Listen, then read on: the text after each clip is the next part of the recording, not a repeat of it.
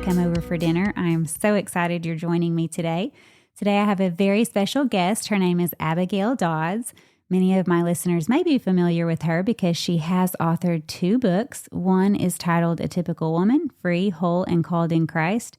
And the other, more recently, is Bread of Life, Savoring the All-Satisfying Goodness of Jesus Through the Art of Bread Making. Welcome, Abigail. Well, thanks for having me. This is so much fun. It is so much fun to run into her in Moscow. We are able to record live, and so that was just the perfect setup. And I was so glad that she agreed to do a podcast with me because I am hearing just some wonderful things about this book. I have not ordered it, but I plan to as soon as possible. She is married to her husband of how many years? Oh, we are on 21. 21 years. He is an elder in their church as well as runs a technology business. They have 5 children ranging in age from 10 to 19, 2 boys and 3 girls. That's right, yep. And she is also, besides being an author of a couple of books, she is a regular contributor for Desiring God and has written for numerous other online publications. I have been looking through a lot of her writings. She does Instagram posts and writes there as well, and she just has so many encouraging things to say. She's a baking enthusiast, a garden fanatic, and a mediocre knitter. Yep, that is so true. So it's going to be fun to jump into all of the things you have to share. So first of all, just tell us a little bit more about yourself. Yeah, well, I don't know what all there is to tell. I'm kind of a Midwest girl. Born and raised in the Midwest. In Minnesota? Well, actually, I was born and raised in Iowa, Okay. southeastern Iowa. Right on the Mississippi. It was the town I grew up in, about 30,000 people. My grandparents were farmers in central Iowa. My mom grew up on that farm and then met my dad at a college, and they moved to southeastern Iowa. So spent all those years in Iowa and then moved up to Minnesota to go to college, and then met my husband while I was in college and never moved back to Iowa. Have been in Minnesota ever since. So yep, all our kids born there, and yeah, very at home there. That's wonderful. And you attend Bethlehem Well, so we did. Church? And it is correct to sort of say that, but Bethlehem had 3 campuses, and just, I don't know if it's a year ago now, those campuses all agreed that they should become autonomous churches. Okay. And so each one became an autonomous church at that time. So we are now the North Church. In Mounds View. That's our new name. But yes, we're still very closely connected to Bethlehem Baptist Church, which is located in downtown Minneapolis, which is where John Piper was the pastor for a long time. So that's where that name kind of became more known, was through him. And you have also written and taught Bible studies for the women at that church. Yes, it's been a long time since I've done that. But yes, I used to be more active there. And then just as life and my call to be more and more with my own kids kind of shifted, then I'm more just with them and teaching them and doing all the things that it takes to raise 5 children. That's right. And staying busy as a writer as well, and a baker. Yeah. To have just put out a book on bread making, you're pretty busy. You stay busy besides taking care of the 5 kids. Of course, baking is very much part of feeding 5 children. Yeah, see, so they are happy why- for you to work on that book. That's why that works so well. Like, write about the things that you're actually living and doing. And then it's like you're killing 2 birds with one stone, kind of. That is so true. Great way to do it. Yeah. They're encouraging you, Mom, don't you want to test out some new bread recipes? Now, you said you wanted to perfect those cinnamon rolls. Right. Yes, absolutely. No, that the last batch wasn't perfect. So keep going. Keep going. Very good. So one of the things, my podcast, we often talk about hospitality and just thoughts on Christian hospitality. And you have written so many just great thoughts on Instagram. And one of the posts that stood out to me, I won't read all of it, but it talks about Christian hospitality and celebrating as Christians and how we need to look at that as a ministry and just show joy through that. And so part of that says, one area the church can shine and grow in is godly, happy celebrations, big and small. Not worldly, self-centered entertainment-style parties, but happy, holy, joyful feasts and gatherings where hearts and mouths truly enjoy God, His provision, and His people. Celebrating this way means we need Christians willing to make and serve the food with happy hearts. We need women who don't view it all as too much trouble, but who find deep Christ-honoring joy in taking lots of trouble for the sake of others and their own joy. This is not showing off. It is learning to welcome others as Christ has welcomed us. Sometimes our offerings will be simple, and other times they will be extravagant, yet all done as an overflow of His abundant kindness. This means we need generous hearts, generous with our money, our time, our labor. We need to learn the ropes of serving. Menus, table setups, collaborating with others, taking thought for the children, the young adults, the senior saints. We get to cultivate beauty that blesses others and points to the bounteous goodness of Christ. I'm so grateful for my mom, my mother-in-law, and the many sisters in Christ around me who have set such good yet unique examples for me to imitate. There was a time when my mindset was, what's the easiest thing I can do to get through this event, rather than what would most bless the people entrusted to me and lift their hearts to God? What a difference between those two questions. My joy and work has exploded when I've pursued the second question. Mm-hmm. And I'll stop there, but it goes on talking specifically about Easter, and it's just so encouraging. Tell me a little bit about that. Mm-hmm. That is such a fabulous perspective, that when we are giving work, it can be joyful because we're giving it to God. Yes. And we're looking to bless others in that work. Yep. Not just thinking, oh, this is going to take so much time. Mm-hmm. This is going to take a lot of effort on my part. I'm tired. It's money. And so tell me a little bit about how your work exploded when you pursued that second question, which said, instead of what's the easiest thing, what would most bless the people entrusted to me and lift their hearts to God? Mm-hmm. Mm-hmm. Yeah, and I think even in those two questions, you probably hear a little bit of where my sin bent would take me. My sin bent would probably take me toward ease, but that's not true for all women.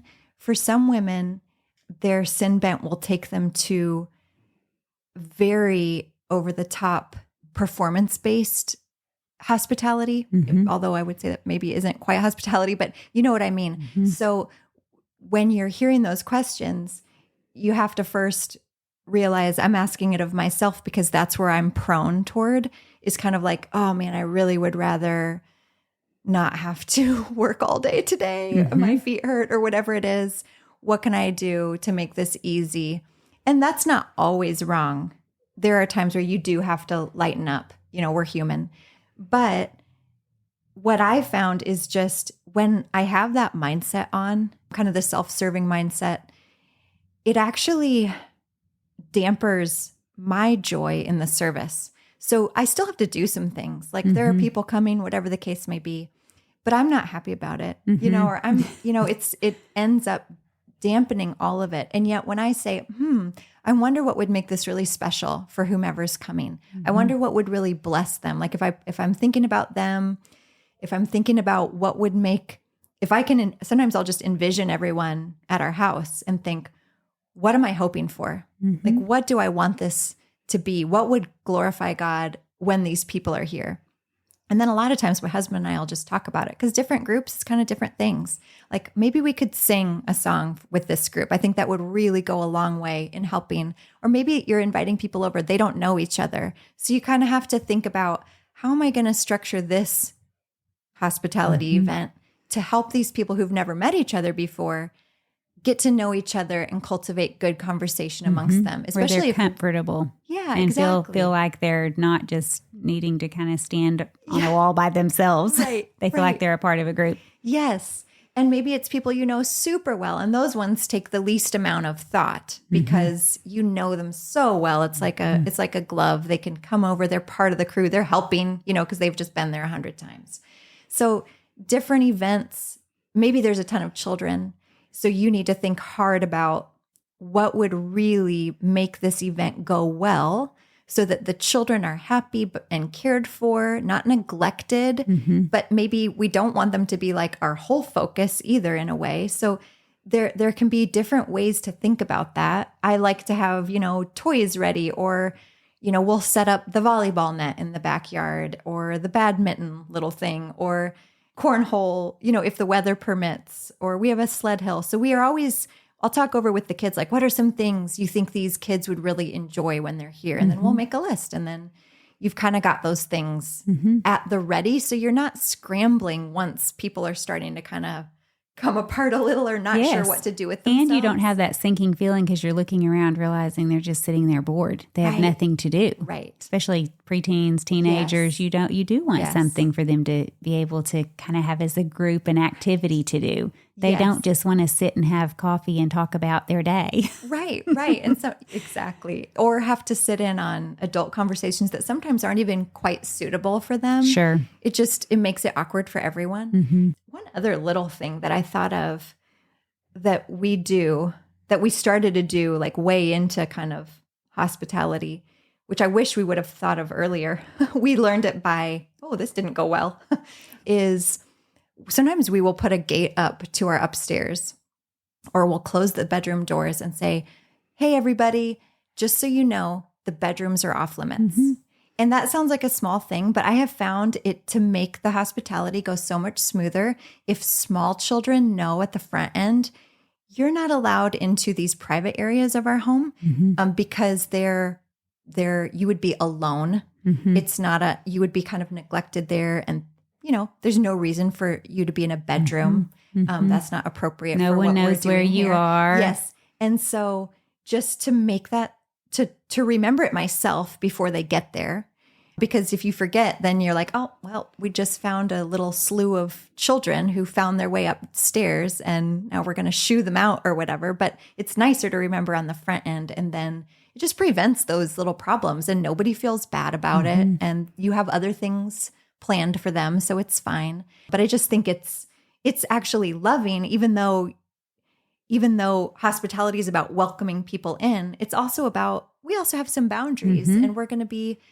lovingly clear about those. And if you set them at the beginning, it is loving because they know them and you're not having to sort of fuss at them later or correct them or explain why. When they didn't know. Right. Yeah. They didn't know, or you're having to, maybe it's a tiny one who's screaming and kicking as you're pulling them out of the bedroom with all the toys, It's just dramatic situation. So, and it also gives your own children a feeling of safety, knowing that people aren't going to be going into my room, messing with my stuff, or maybe they have personal things in there that they don't want bothered, or whatever it is. It just gives them a sense of security as well. So, right. And it is a good way to keep them on board, because I think if your own kids if you let your own children get really run over in hospitality, they aren't going to want to continue to be hospitable. And so you have to have those good boundaries for your own children so they know I'm part of this. I am a member of this family that counts. And my parents aren't just about pleasing the people who come through the door. Right. They also care about me being. And they've thought about me before those other people came into the house.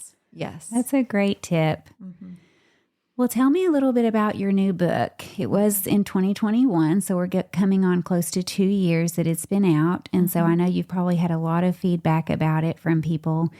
Quick description of it. It says, millions of people have rediscovered the joy of homemade bread baking. A quick search on Pinterest or Instagram brings up step-by-step instructions and captivating photos for everything from sourdough to naan. Bread satisfies our bodies, but our spirits cry out for an even greater sustenance. In Bread of Life, Abigail Dodds, an avid baker and mother of 5, invites readers to ponder and celebrate God's spiritual and physical provision in Christ through the hands-on art of bread making. This unique book is an enriching blend of devotional meditations and recipes that invites readers to ponder the true bread of life as they bake for their families and friends. There's 11 chapters featuring a bread recipe, pictures, high-quality photography that shows each thing that you create. So tell me a little bit about what inspired this. Well, I feel like I came a little late to baking, especially to baking bread. So I think the very first time I ever made bread would have been around maybe 2010. No, maybe a little before that. Maybe 2010. Let's just say that. I think it says when in the book, but my memory's so terrible. I know I had to go back and look at pictures so that I could figure out when did I first start making bread. But I was super intimidated by bread making just because I'd never done it. my mother-in-law is a wonderful baker. And so I'd seen her bake amazing things. I was very intimidated and just thought, that's not for me. I get that at the store. Somebody who is a professional has to do this. Yes, exactly. And just sort of, this was back before the bread craze. I mean, this was way early. And so it was back when the only people I knew who were baking were older women or like the people who were grinding their own wheat and the homeschool mom of 10. And so those were like the stereotypes that I had. And I was like, clearly this is not for me. But with the advent of Pinterest, you know, I don't know if you remember when Pinterest came on the scene, but it was just like pictures of bread all over the place. At least for me, whatever was being fed to me in Pinterest, it was a lot of pictures of homemade bread. And I'm like, wow, it just looks amazing. And photography was getting so much better. And the step-by-step instructions with photography was getting so much better. And I was like, oh, maybe I could try it. I might need to try this. Yeah, like I didn't even know what yeast was. I'm like searching in the grocery store. I didn't know whether it was refrigerated, whether it went on the shelf, whether it was liquid or solid. I was just, I'm like, well, I hope I don't have to ask anyone. I'm just going to look really hard. This, just as a side note, this is so encouraging for anyone beginning on anything, especially bread. But honestly, you can be a grown adult and still be starting a journey, and you can still become so good at it that you are publishing a cookbook later, 10 years later. Well, it is amazing. That's incredible. What practice can do, and just being willing to fail a lot. Like I always try and tell people, if you want to get good at something, you just need to get comfortable with failing a lot and keeping working and experimenting and trying and not being discouraged with yourself. Look at the mistakes as opportunities to try it again and figure it out. Yes, you have to have that end goal in mind. Yes. Because if you don't, you give up. Right. And you never reach it because you don't remember what it is you're trying to achieve. There's this weird thing that probably more than women, but I definitely hear women do this, where they'll try it one time and it will bust. And this is what they say. I'm bad at X. Fill in the blank. Or they'll say, I can't bake, or I can't X. And I just think, well, that is just a total lie. I can see how competent you are in 100 areas. You have not tried it. You didn't try it. You dipped a toe in and thought, well, that feels cold. I'm getting out. But you didn't really try. So it's not that everyone has to bake. Absolutely not. Not a requirement for your life. But we're just not allowed to talk falsely about what we can and can't do. Right. Especially in the world of Pinterest and YouTube and step-by-step photograph and cookbooks that have instructions with a photograph for each step. Yes. I mean, no one has an excuse. If you can read, you can pretty much make anything. You can do it. Not that you're going to be perfect at all of the things, but you can pretty much figure it out. You can get there. And so I just started trying things that were wildly above my ability. I mean, wildly. And I didn't even know, what these different methods I was using were, and I couldn't pronounce things. And but it was really fun, and I just enjoyed the learning. And the thing that really spurred me on was my family's enjoyment. Just that, even that first loaf of bread, I have such a vivid memory of. I had just 3 littles at the time. Maybe Evangeline was born, but was an infant. I can't remember, but just. I mean, the delight, the absolute joy of that hot bread coming out and the smell in the house. And I've just never gotten over that. I just love keeping doing that. I love, and as they've gotten more accustomed to certain things I make, then it's like a motivation to keep doing the next thing, because it's like, oh, well, we've kind of done that and it doesn't bring quite the excitement anymore. Let's move on to a new thing. This will be really fun. And so that piece of it, that delight that it can bring to the home and to the family and bring people together. I think that's why food is a good, wonderful thing that goes with fellowship. Food brings people together, and food that's done in love and tastes good. It speaks. Well, one of my best childhood memories, I look back going to visit my grandmother. She lived in Shreveport, Louisiana, and we would pull up and we were there for a week. My twin sister and I often got to stay for a certain amount of time. We had 4 girls in our family, and she wouldn't do all 4 at one time, usually by herself. Yeah. If the whole family came to stay, of course, we'd all be there. But during the summer, we would rotate. And I think I usually stayed with my twin sister, and then the 2 younger girls stayed. But I knew that when we stayed, her friend across the street, the older lady, would know we're coming, and she would come across the street with her sourdough cinnamon rolls. Oh, wow. I think she made regular rolls as well.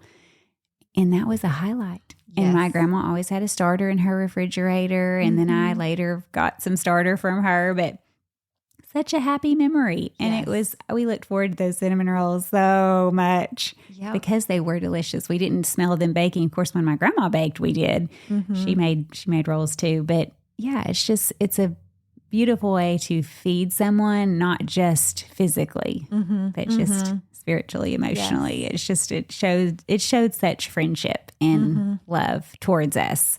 Yep. Because she was excited we were coming. And for my grandma, she knew us, but she was excited to share that for my grandma to her grandchildren. So jumping into some recipes or just going a little bit past bread, another post that I saw on Instagram, speaking of encouraging people who are beginning, or maybe people who have been doing it for a long time, but are just slogging along. Sometimes we all get discouraged and we're just like, oh, I have to cook again. Another post that really stood out to me was a picture of a delicious pot of something. I guess it's your chicken salsa chili. Oh, yes. And the caption says, start with one good recipe. And you talk about how you in your 20s started with one good recipe, which was the chicken salsa chili in your 20s. And then later it changed to the pulled pork sandwich, the cilantro slaw in your 30s. Yes. And you just really perfected a recipe that could be made for a larger group of people. And you kind of got your hospitality feet under you. And then you say, you may have some truly great and worthy goals for hospitality, but sometimes what we need is fewer goals and more reality. What if your unimpressive way of actually being hospitable is way better than your very impressive way of dreaming about being hospitable, which we all can do? What if that one good recipe used over and over is worth 1,000 times more than the multitude of recipes you've read and thought about, but never actually made? I have a list of those. It's good to have hospitality goals. It's good to be on a growth chart and actually be growing by leaps and bounds over the decades. But for some of you, you just need to start with that one good recipe. Get the ball rolling. Start loving people with one meal. Start loving your people with one meal. Find a recipe your husband and children are excited to get to the table for. Then bring others along. Let it be your signature dish for however long you need it to be. And eventually you'll find another and another until there are so many you don't remember them all. And you'll be flying off that growth chart by God's grace, and He will have made that one good recipe multiply like the loaves and fishes. But first, think of all the people you can love and serve in Jesus' name with one good recipe. I did tell y'all she's a good writer. So we've heard your one good recipe in your 20s and the 30s. Well, what is it 40s, now? Yeah. Now in your 40s, what would you recommend as your one good recipe that you love to serve when you are, of course, feeding your family, but inviting others in, and you may have a group of 20 or 30 people? Yep. Well, this one is probably the one I'm most excited to make because I love it. I think our kids all like it. I'm pretty sure they all love it too. I should have checked with them beforehand. I think they do because I did mention that I was going to mention this recipe, but no one screamed in horror. Yeah, it's beef bourguignon is my favorite one now. I especially that would be a special thing winter. It's to have as a guest. Yeah, it is a fun one. It feels special. But the meat isn't expensive. The recipe I have uses just chuck roast cubed. So the meat isn't overly expensive. It does have wine in it, which can be more expensive for like a very large group if you're having to go through a bunch. But it is just delicious. It's rich. It's warm. We serve it with my grandma's company mashed potatoes recipe that I grew up with. And then often like grilled bread or grilled sourdough. And it is so, it's like a hug. It's like eating a hug. And it is this particular recipe. I've tried several and I was disappointed for years, actually, trying to make a beef stew that I loved. It never hit this note that I wanted. But I couldn't articulate why or what it was that I didn't love about it. And so it never became a regular. I'd always try one and then we'd be like, then move on to another. Well, this recipe, I kind of merged between an Ina Garten one and then one that this gal, her Instagram handle, I think is Half Baked Harvest. I forget her actual name. But I sort of merged those two. They both have, I think Ina's might be a beef stew and the Half Baked Harvest is, maybe she calls it beef bourguignon. I can't remember. I merged those and I just found what for us, for the Dodds, is the winner. Because the balance of wine to beef broth is right. And I think I finally discovered that that was the thing that I didn't like in the ones I didn't like, is it was somehow off, maybe too much beef broth. I'm not sure. But this one, for whatever reason, you've perfected it. For us. I just say for us because I know different people's tastes are different, but you let that go in the oven. If you even forget about it and it goes too long, it just gets better. It just is better. It just gets better and better and better. And then you're like, oh, gets thicker and just richer. And man, I love it. It's really good. Do you make it the day of and let it just slow cook all day? Or do you ever make it ahead of time where the next day it tastes even better? I mean, I guess it could be either one, but what is your preferred method? I mean, it just depends. So if I'm making it for a whole lot of people and I want to get some of it out of the way, maybe I'm like, oh, I have 2 Le Creuset Dutch ovens that I like for this recipe. But if I need one of them for something else but I need the amount for both of them, then I'll make some in advance. So then it's like kind of a logistics game. Just the logistics game of like, how am I going to fit everything in the particular dishes available to me that I like to use for certain things. But it's good either way. If it can all fit in what I have for the day, I just do it the day of. And it's more convenient. Have you ever frozen it where it comes out of the freezer well or not? I don't think I have, although I don't see why it wouldn't. Does it have potatoes in it? No. So that would maybe make it, because sometimes potatoes come out kind of mealy, but if it doesn't, then it would. No potatoes in there. Okay. Yeah. Well, that sounds delicious. Well, I'll have to post this on my website on the recipe section or the recipe index. There's an index as well. Beef bourguignon. It's a fun recipe there. It is really fun. And the bread you mentioned, is that recipe in your Bread of Life book? Yeah, it's the sourdough that I usually use with this. Just do a loaf of sourdough grilled. But I also like the focaccia with it. You know what I really like with it is popovers, which I'll do for just our family.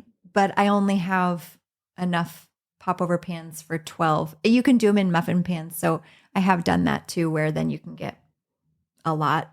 They're a little trickier, so I don't often do them for a large crowd. It'd be a little harder than having your loaf of bread ready ahead of time. A dozen is a little easier to manage, but yeah, it's a little bit more of a timing game. And your children feel so special.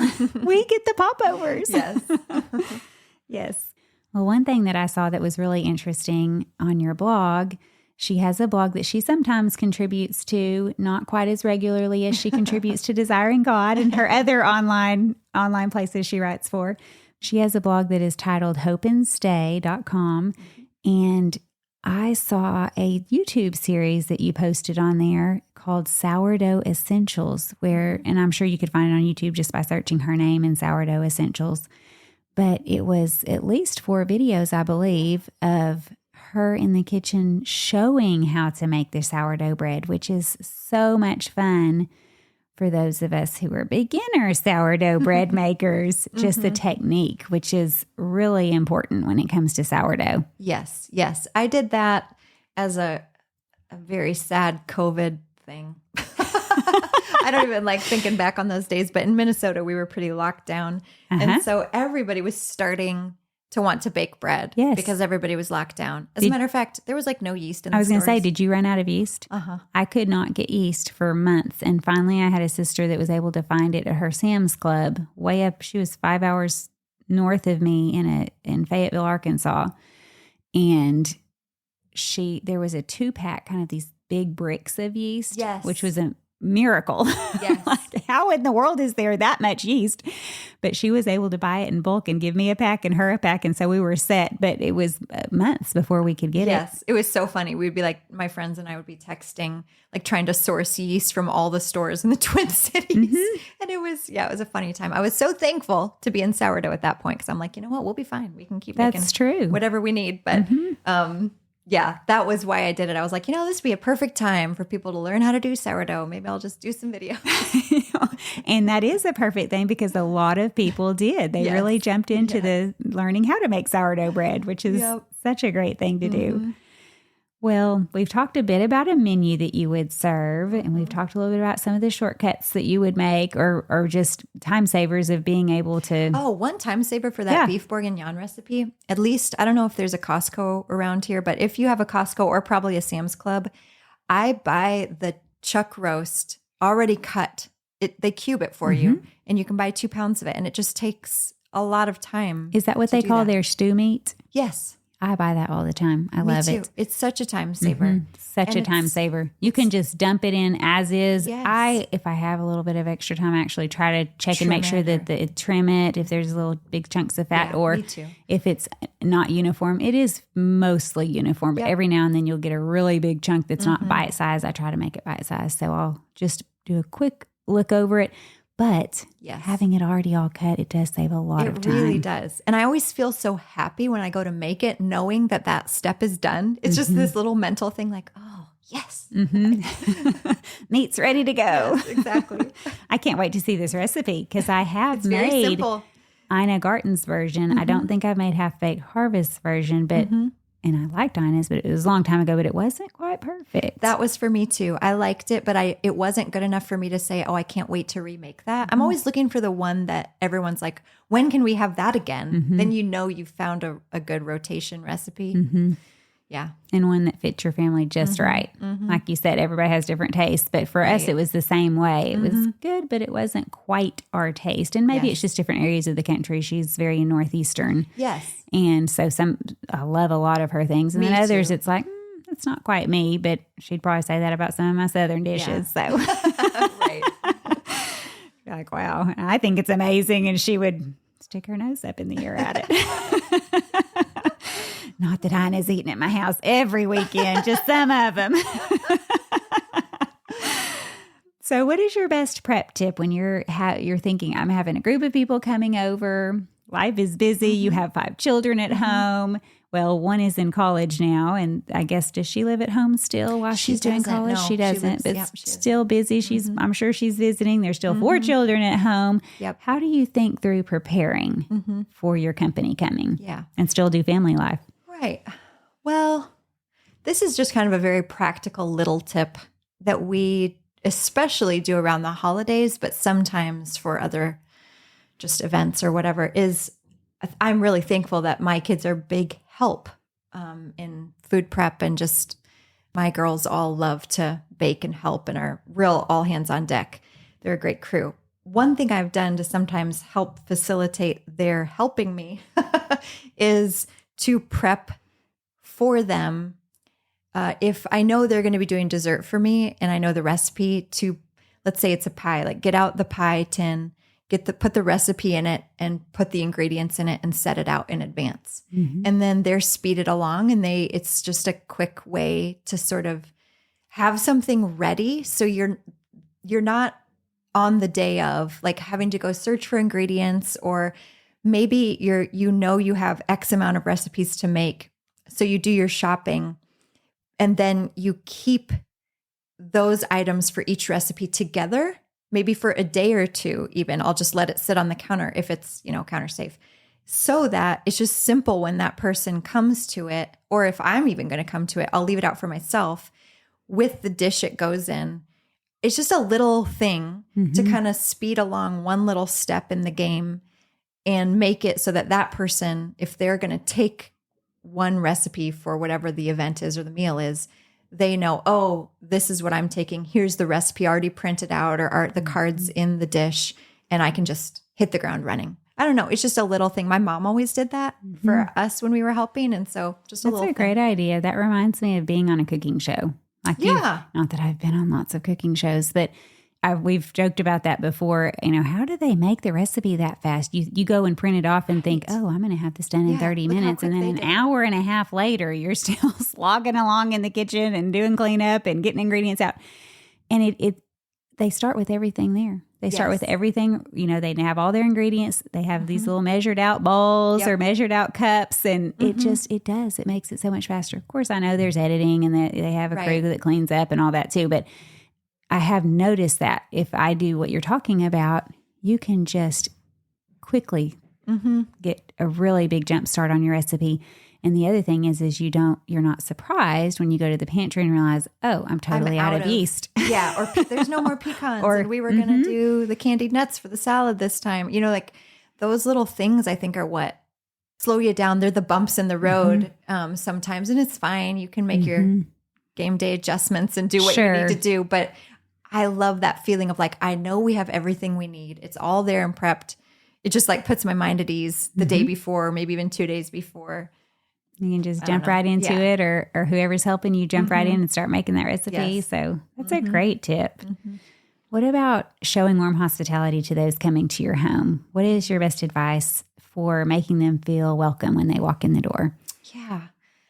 I mean, I think this is just probably every guest you've had on probably says this something similar or maybe the same thing. But for me, it's just stopping what I'm doing and really talking to them. And that can be hard, but that's why we do all this prep stuff and why we do all the tips and tricks and thinking ahead and the logistics is so that when our guests are there, we can actually like take a moment and be able to have a conversation with them and, give them a warm greeting, invite them into the house, like come all the way in and maybe there's still work to be done. And depending on the person, you can invite them to help with that. There are some people who feel so much more at ease if they're given something to do. And then there are others who don't. And so just kind of trying to clue in on that a little bit, be sensitive to which kind of a person you might have there, and then making yourself as available to that person as possible to either be working alongside you if that's something that would be good for them, or making sure that you have availability to actually warmly speak with and converse with your guests. Because that's really why people come. I mean, they do come for a meal and you're going to provide that.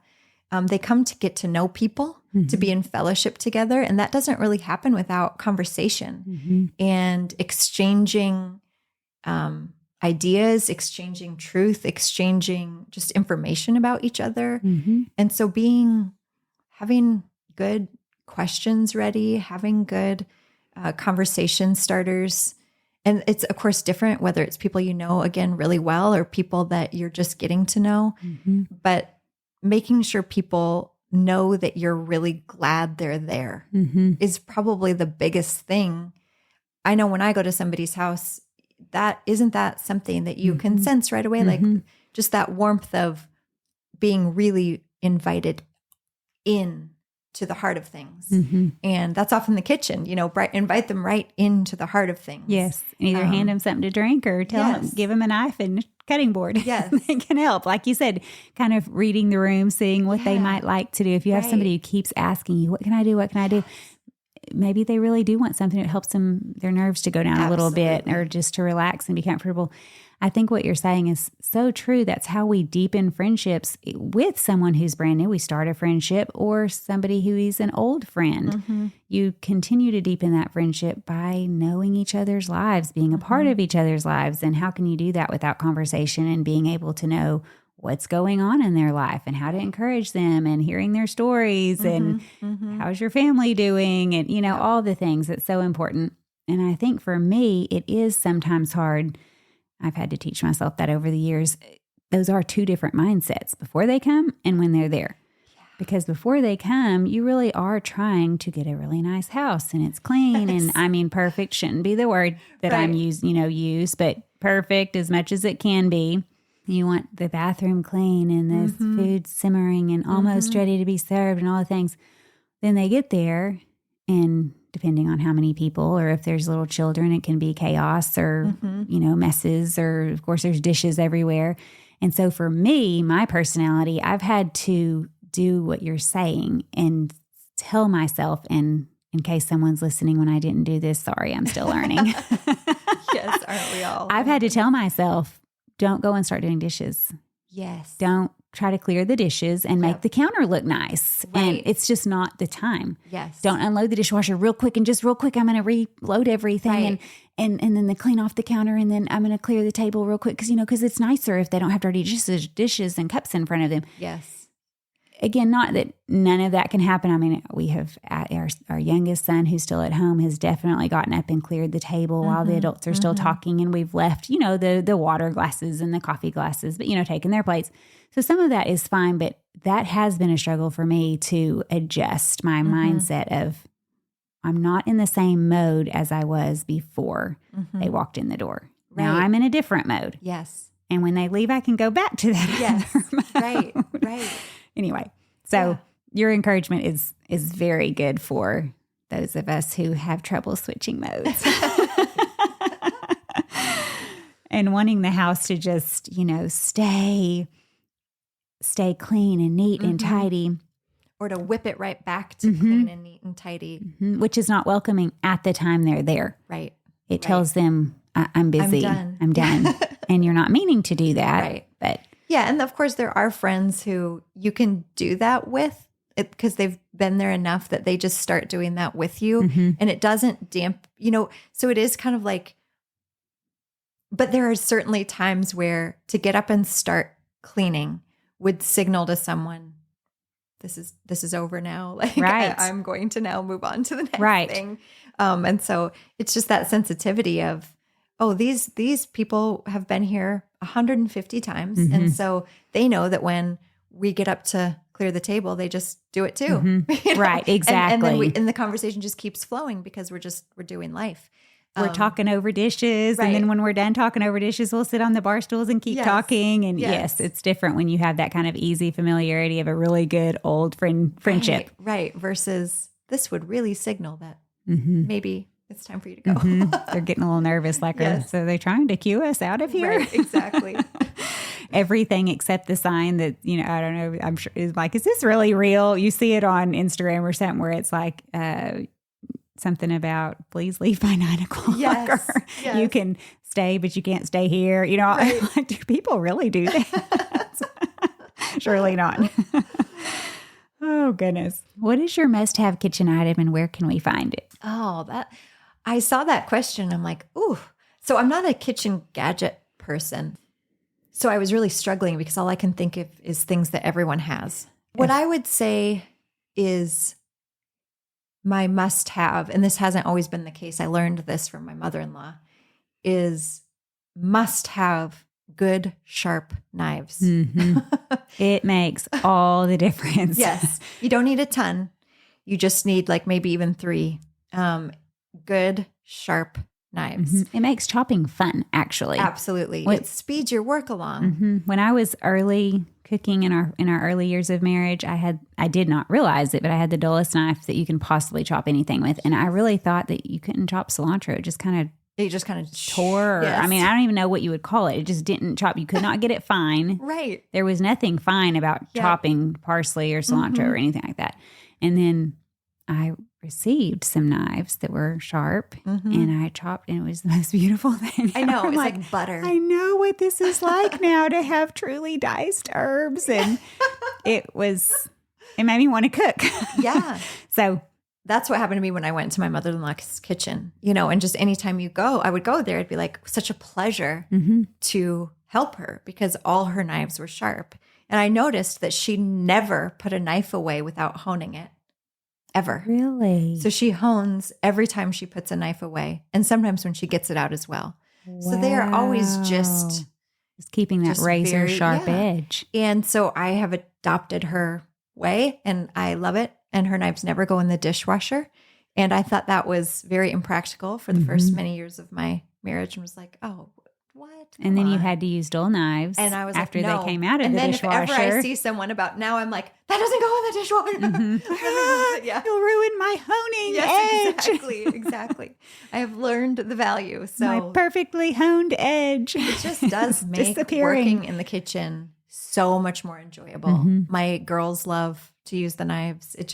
Everyone loves it. So, and it's just fast. It is. So much faster. So much faster. So what is your favorite? Do you have a favorite knife block or a brand or one knife that is just one you can't live without? The name of my knife. I can look it up and maybe send it to you after, but it's a Japanese knife. It's also pretty, which I know that doesn't matter, it's but fun, it does though. to me. Makes fun. Well, I have recently been thinking about that, how utilitarian kitchen items can be. But I recently ran into the whole scrub daddy phenomenon. It's probably been going on for a few years. I don't know. I'm sure I'm behind the times, but apparently it's the most successful product that was ever released on Shark Tank. Yes. It's millions upon millions have sold and millions of dollars. But what I was thinking like, how? Right. Well, it's because it's bright and colorful and cute and it brings joy to the kitchen. Makes people smile. Because it's a little smiley face. Right. Yeah, those little things do. So I think a knife that makes you like it because it's pretty, it's beautiful, you love using it, it's sharp. Absolutely. That's a great kitchen tool. Yeah, I agree. It makes you happier to cook. Blonde wood handle. It's just very beautiful. It's aesthetically pleasing, but then to hold it feels really nice in your hand. So anyway, it's a Japanese knife. I don't remember the I'll have to get the text link from her, or I'll have to text her and get the link for Amazon or wherever it's sold, and I'll post it on my shop. Yep. I think we might have gotten it at Williams Sonoma, but I'm not 100% on that. Okay. That could be it. Well, I have a page where I put all of people's top recommended items, and it just shows people what they look like. You can buy them anywhere. Yep. But it gives them a link just to see it and be able to shop for it if they like it, which someone made the recommendation once, like that people should look there for when they're doing a wedding registry. Yes. Like that's a great such a great idea because it's all of these cooks who are saying their very favorite items. And especially with knives, that's the one time usually you're going to register for something or purchase something like that. Unless you save up, people are going to buy you something a little more expensive for a wedding. That's so interesting you say that because sharp knives are such a big deal. I always try and get knives for people when they get married or for their shower. I don't get them my knife if they registered for another one, but I encourage young women to register for a good knife. Just one really good chef's knife to start would go way further than a whole set that you aren't going to like in 2 years. And I love getting that for newly marrieds. It's really fun. Well, it's very fun because they're going to use it pretty much every day. And it's just something that's not going to go sit on a shelf somewhere at the back of a cabinet. It is going to be a lifetime of use and not to milk a metaphor, but I mean, there are so many spiritual metaphors for sharp knives. It's just, so even when this is just me who thinks this way, it's sort of very cheesy, but even as I'm using the sharp knife, it makes me think of that is how God's word is. It is just so sharp. It just does what it's set to do. It's going to accomplish exactly what it's supposed to do. It is so sharp. And then you think about all the damage that a dull knife can do. You're so much more likely to cut yourself. It does not do what it sets out to do. No, it just makes a mess of the cilantro or parsley. Right.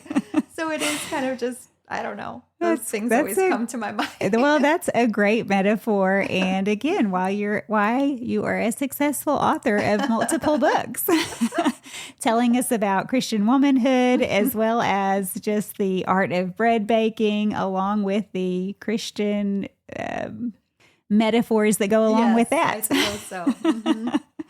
So keep up the good work. I don't know if she has a third one in the works, but we'll all encourage her to have a third one. Sharp knives. Why you must get one. That is definitely we have uncovered on this podcast what her third book is going to be. Yes. Yep. Sharp knives and how they relate to the Christian life. That's right. I think that is definitely. Women are just going to be running out to get a book about knives. Oh, yes, definitely. Speaking of sharp knives, so you hone before and after every use, after you wash it, hand wash it, you hone them. Do you sharpen once a year, or how often do you do an actual sharpener? Well, Well, these knives that I have now, I've had for a few years and I have not had to sharpen them yet. That's amazing. I know. Although I learned, well, I maybe shouldn't share this tip because I might get people into a lot of trouble, but my brother-in-law showed me that you can actually sharpen, so not hone, but sharpen a knife at home on the bottom of pottery that has not been glazed. Really? Yeah. So actually, I did have him do that for me once because he's got just a good eye and feel for it. And he also keeps his knives really sharp. And so that's it. It's similar to a whetstone? Yeah, I think it has to be about the same or like that, the consistency of it. As long as it doesn't have any, it's just got to be unglazed or whatever that is where it goes into that final.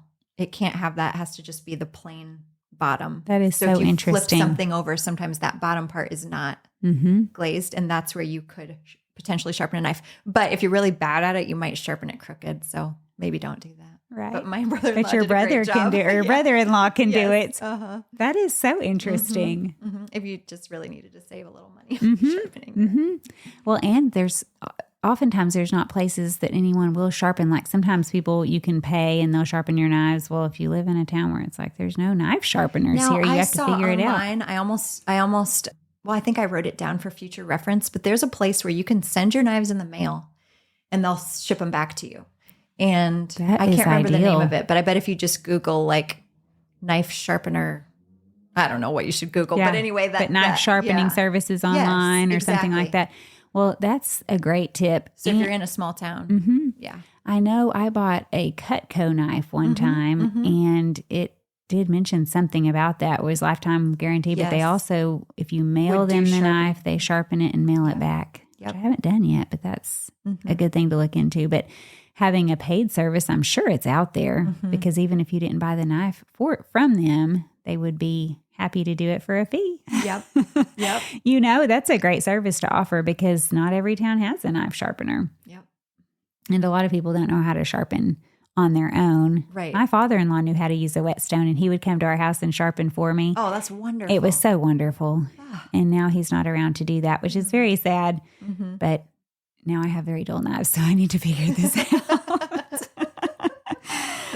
I'm back to mushing up cilantro and parsley. This is also a spiritual metaphor. Yes. I need to get back to the sharp knives.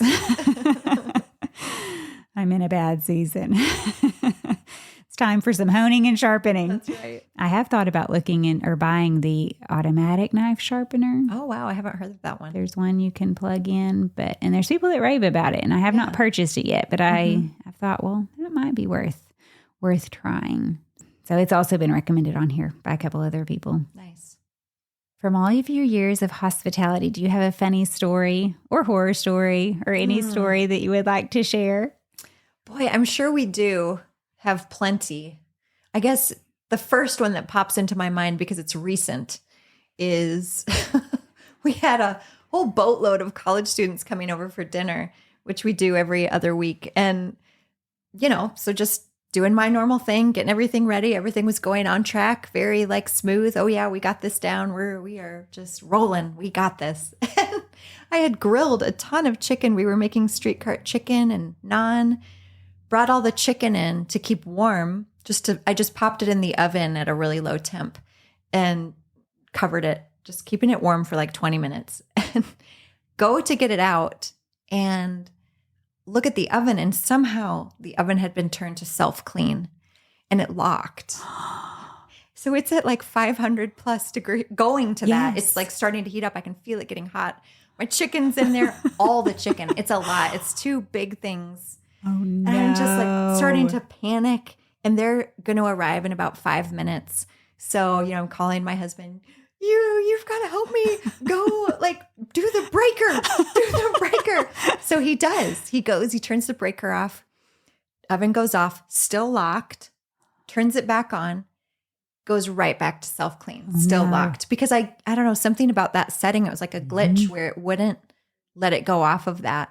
So it's it's a glitchy it's too electronic. You know how they make things too where the lock, techy? if you unplug it, it should totally just unlock, and it doesn't. it tries to be smarter than a human. I don't like these things, but it's almost like it has to go down to a certain temperature before it will unlock, but it hasn't even gotten up to 500. So it's, why is it even at that auto lock? It's strange. But anyway, carry on. It's just a riot. I mean, and I'm starting to like, I mean, you know how the emotions almost just take over, and it's just like, I'm either going to really like start to tear up or cry or whatever, or I'm going to need to find some laughter like right now soon. Right. You know, and so we did get to laughter, thankfully. I just thought, well, laughter I know I have tears. a lot more chicken in the freezer.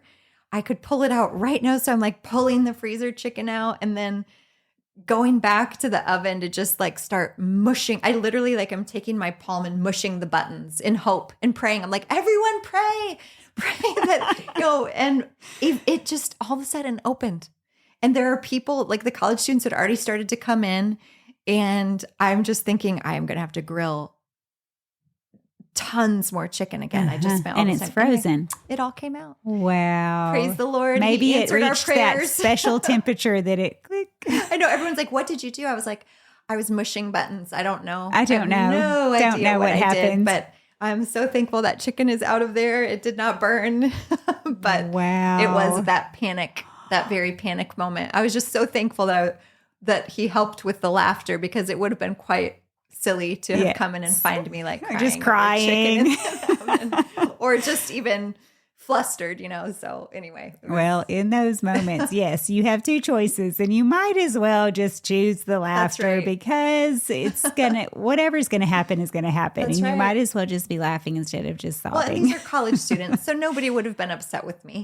They would have been like, oh, sure, we'll wait 30 minutes for exactly. your chicken, they would have been hanging out and playing cornhole or whatever other games you had set up for them, and they would have been even hungrier for the warm, delicious chicken coming out of the oven. Oh, that's a great story. Yeah. Yes, I've recently had used a washing machine that has that same lock. Well, I guess maybe they all have locks. I don't know.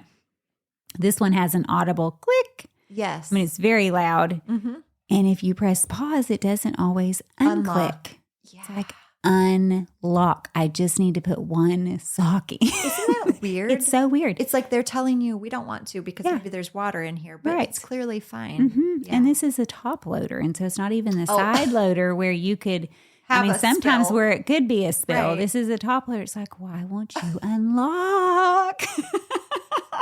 I'm the boss of you. Right. In that instance, it's not tears. It's like, okay, don't start hitting the washing machine. Don't get angry. Start laughing. Start laughing. Yes. Anyway. Well, this has been so fun. Thank you so much for joining me today and taking time out of your busy weekend to come and do a podcast. It has been just delightful to talk to you and learn all about your fabulous recipes and to hear about the one recipe that we need to start with. Just find one good recipe.